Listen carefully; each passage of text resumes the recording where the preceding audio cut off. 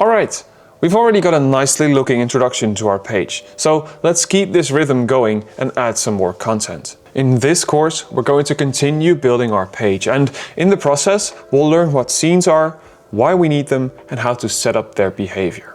We'll also explore the Snap to Scene option, as well as sticky scenes that help us keep our content in view across the entire page. So, in the previous course, we created a full screen page to set up our introduction.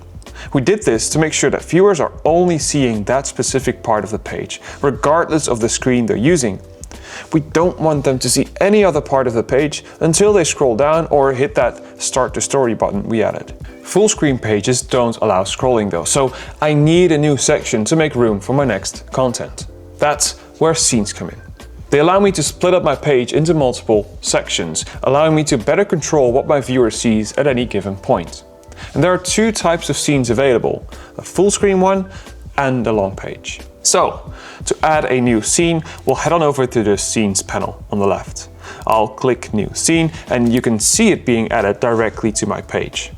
If I click Edit Type and Size, I can turn this scene into the long page scene type.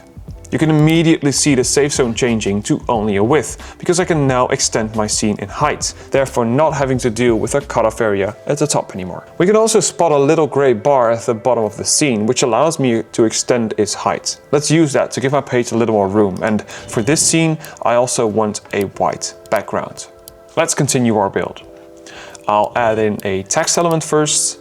I'll use the auto size options for text to make sure that the text frame fits perfectly around my text. And for my next section, I want a black background. So I'll drag in a shape and drag that across the width of my scene.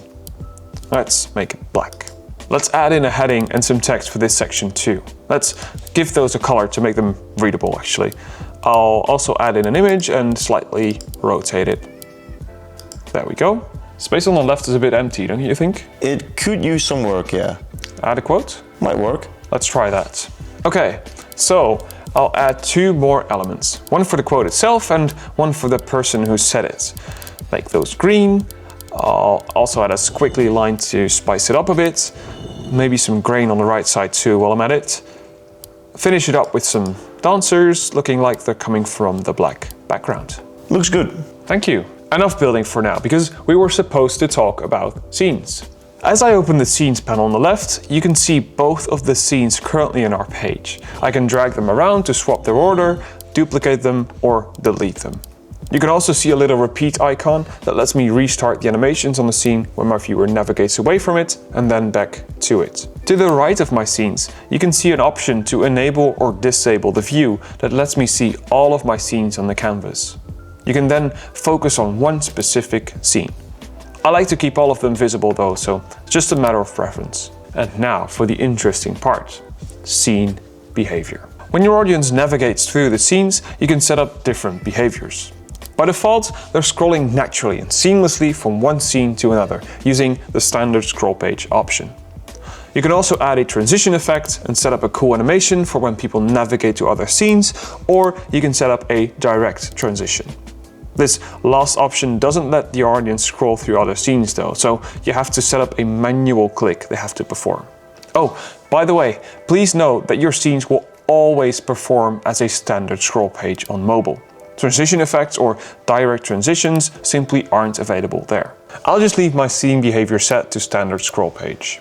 And we can see some more options here depending on the scene behavior option I select. In my case, I can see First Scene Sticky on top and Snap to Scene.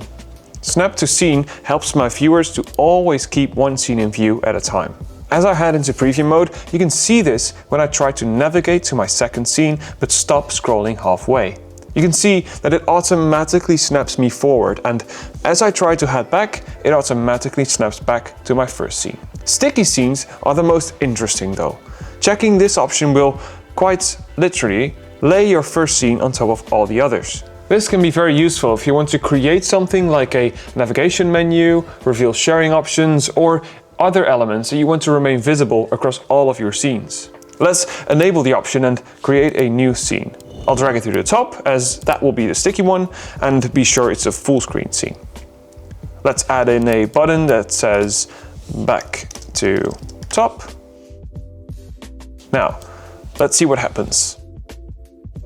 I can see the button and I'm scrolling, but I can't see the rest of my page anymore. I think you forgot about the background color.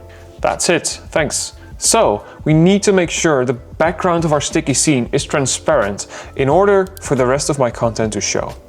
Let's set the background color percentage to 0%, preview again, and there we go. Okay, so that's all there is to know about scenes. We learned what they are and how we can use them to divide our page into multiple sections. We explored the differences between the full screen and long page scene types, and we discovered their different behaviors. We also explored the snap to scene option and created a sticky scene that keeps content in view across all the scenes of my page. What are we going to do in the next one? We're going to explore style collections to make sure we stay consistent as we build the rest of our page.